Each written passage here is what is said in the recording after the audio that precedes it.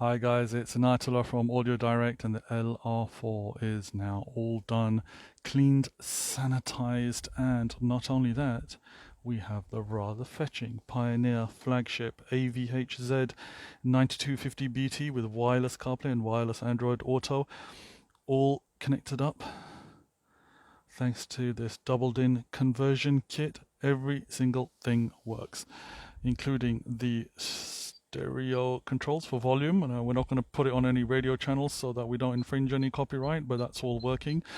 Of course, we've got the separate GPS antenna there, which gives clear added GPS signal when you're using the CarPlay on Android Auto. We've also got the microphone there, so it's super clear.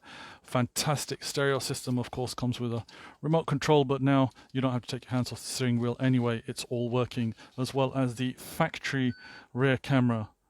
Perfect integration. Really a top-end job. Really chuffed with this one, and we've just had the car sanitized as well for the customer, so we're about to drop it off. Pick up, drop off, conversion.